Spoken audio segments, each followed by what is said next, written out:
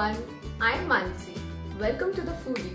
Today I am going to show you a very मजेदार recipe called मटर कचौरी.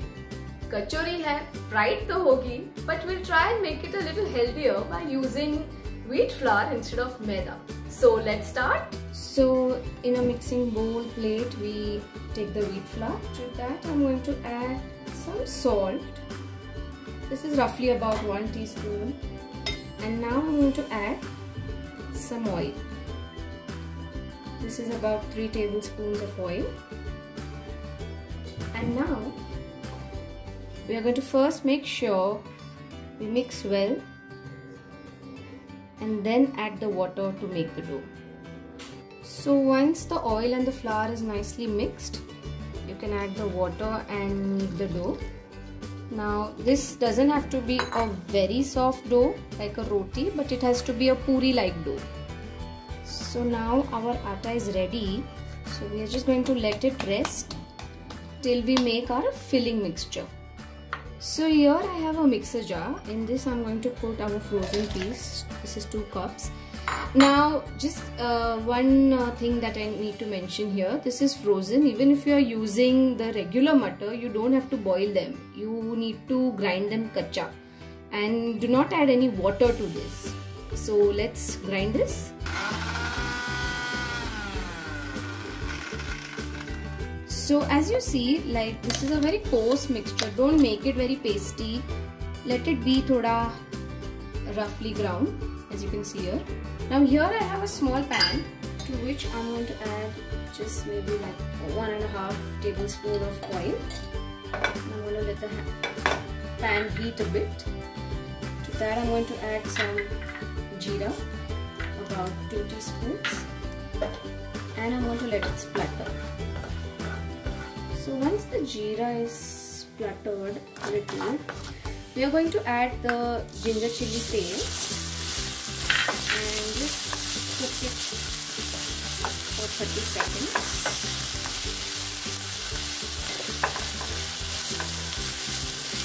The oil is too hot, it might just splatter. Just for the rawness to go. Now in that I'm going to add our matar, and again we are just going to mix. Now you can keep cooking this on slow to medium flame and mix well all of it. Now the masalas that we had kept ready, a teaspoon of sugar, garam masala, dhania jeera powder, some turmeric and salt. We're going to add all of that and mix again. Just make sure you can keep the flame medium. You'll have to keep stirring it.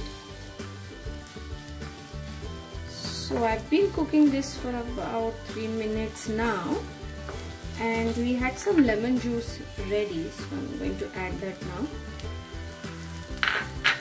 And we'll continue cooking this for another minute or 2.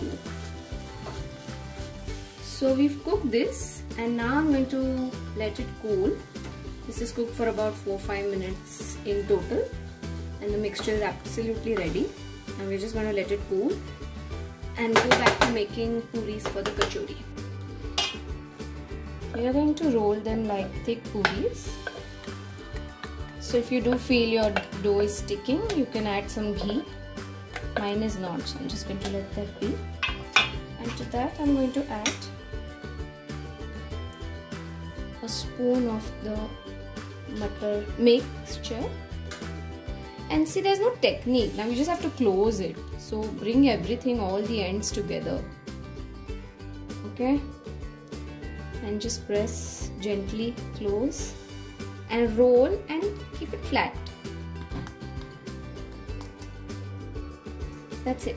So as you see, now all our kachoris are ready and our oil is hot too. So now I'm going to put one kachori first into the oil and let it fry. Let it be on medium.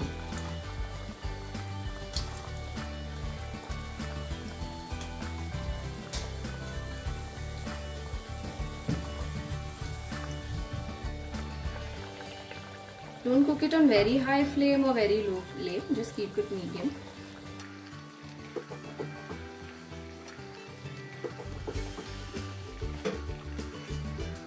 Once it becomes nice and light brown on both sides, that's the time we are going to remove it.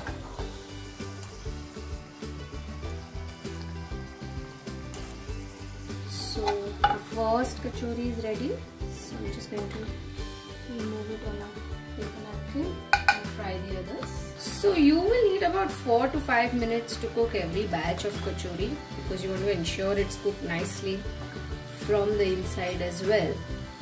From the outside, the color will give you an indication that it's cooked. As you can see, it's nice and brown, and I have fried them for about 4 odd minutes, and our kachoris are ready. So here we've plated our kachoris. I'm also going to open one and show to you. See, it's nice, not like very kadak, but still very crispy from the top, and ooh, it's really nice from the inside. Everything is nicely cooked, the matar, the kachori. So as you saw, it was so easy to make this. This is one snack that can be enjoyed at any time of the day, any time of the year. So do make this and let us know how you liked it. Bye.